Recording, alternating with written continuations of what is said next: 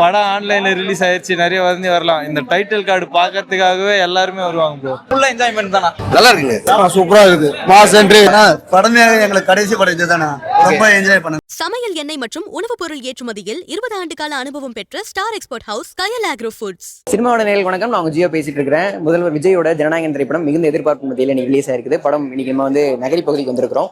Fans எல்லாரும் படம் பார்த்து வெளியில் வந்துட்டு இருக்காங்க. அவங்களோட ஒப்பீனியன் கேட்க போறோம், வாங்க பார்க்கலாம். டைட்டில் கார்டுக்காக ரொம்ப சந்தோஷப்படுறேன்.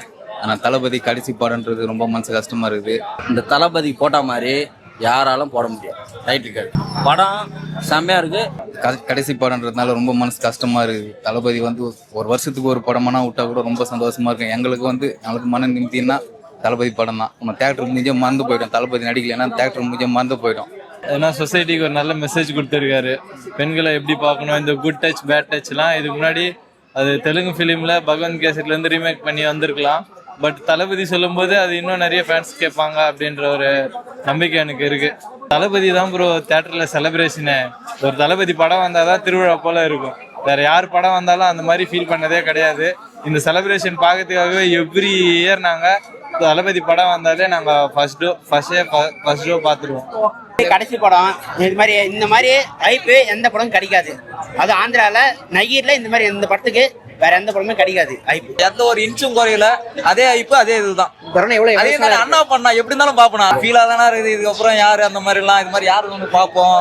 இதுவரை நினைக்கும் போதே ஃபீலிங்கா தான் போறோம். என்ன பண்றது, இதுக்கப்புறம் யாருக்காகவும் இந்த மாதிரி வர முடியாது ப்ரோ. அந்த இடத்த குச்சி அவர்தான் ப்ரோ. யாருக்காகவும் வர முடியாது. இந்த மாதிரி மக்கள் கூட யாரும் வர மாட்டாங்க. அவருக்கு மட்டும்தான் வர முடியும். படம் ஆன்லைன்ல ரிலீஸ் ஆயிடுச்சு, நிறைய வந்து வரலாம். இந்த டைட்டில் கார்டு பாக்கிறதுக்காகவே எல்லாருமே வருவாங்க ப்ரோ.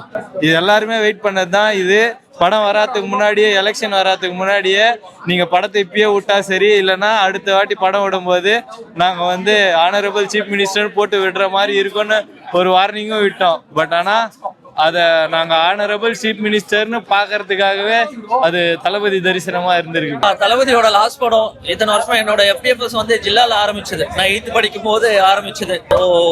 இந்த டைமும் FPFS பார்த்தாச்சு. ரொம்ப எமோஷனலா இருக்கு தளபதியோட கடைசி படம் அப்படின்றதால. பட் இருந்தாலும் ஓகே, இதெல்லாம் விட்டுட்டு அண்ணன் வந்து அரசியலுக்கு வந்ததுக்கு வந்து ஒரே ரீசன் வந்து மக்கள் தான்.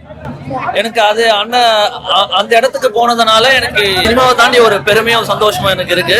சர்டிபிகேட் கொடுத்தனால வந்து ஃபேமிலி ஆடியன்ஸ் குழந்தைங்களோட கூப்பிட்டு வந்து பார்க்க முடியாது.